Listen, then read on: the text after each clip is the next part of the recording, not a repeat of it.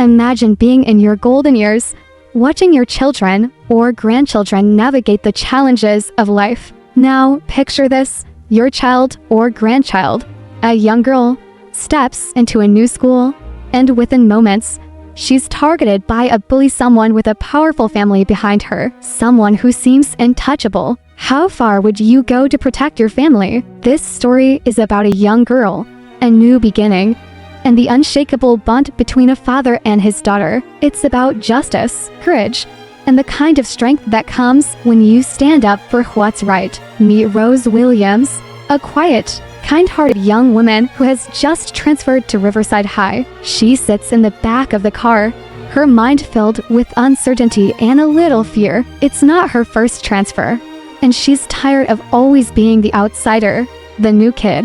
Her father, Sheriff Charles Williams, glances at her and says, "Don't worry, kiddo. This time will be different." Rose forces a smile, trying to be strong for him. She knows she can't keep transferring forever. The car pulls up to the school gates, and Rose sees the large brick building towering in front of her. Students chatter in the courtyard, and she can't help but feel the weight of all the unspoken rules: who fits in and who doesn't. As she steps out of the car, she adjusts her backpack, her nerves flaring up. A group of girls standing near the entrance glances at her with sneers. Rose lowers her head and walks quickly through the gate, her heart racing. Inside the school, Rose feels more like an invisible ghost. She can feel the stares of the other students, but when she reaches her locker, it's not just the usual awkwardness that she faces. A crumpled piece of paper falls from her locker. She picks it up, reading, "This school isn't for people like you." The words sting,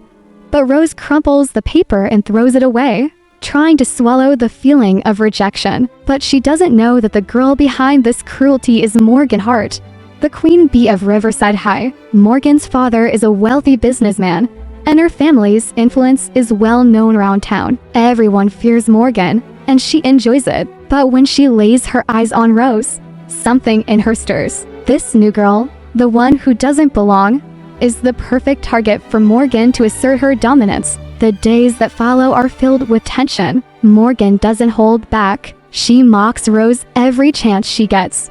From the classroom to the cafeteria, Morgan is never alone, always with a group of loyal followers who echo her every word. Rose begins to shrink into herself, too afraid to speak or make any noise. The bullying intensifies. One afternoon, in the girls' bathroom, Rose tries to calm herself under the cold tap, washing away the humiliation. Suddenly, Morgan steps in, leaning casually against the wall, arms crossed. "Why do you transfer here, Rose? Don't you know the school's not for someone like you?" Morgan's voice drips with malice, and Rose's heart races. She knows this is just the beginning, but Rose's father, Sheriff Charles Williams, is a man of integrity. He's heard the stories, seen the change in his daughter. One night, after Rose's confession, Charles decides enough is enough. He won't let his daughter suffer any longer. The next day, he shows up at the school,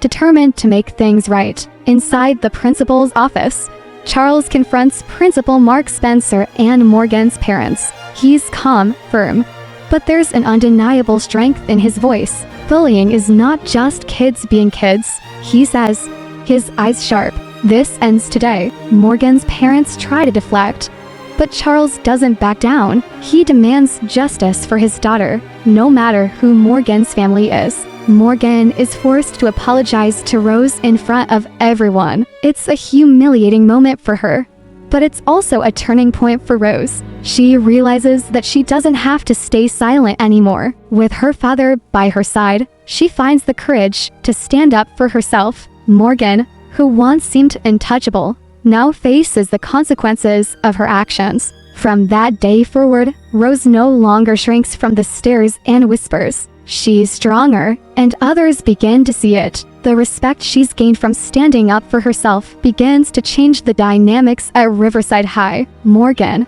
on the other hand, finds herself isolated as the power she once wielded over others fades away. The story ends with Rose and her father walking home together. He tells her, "You didn't just stand up for yourself, Rose. You show the world what true strength looks like. Rose smiles, realizing that she's not just the victim anymore. She's found her voice, and she'll never let anyone take it away from her again. Bullying thrives on silence and fear. The moment you choose to speak up, you take away the power from those who try to hurt you. It's not easy, and it might not happen overnight.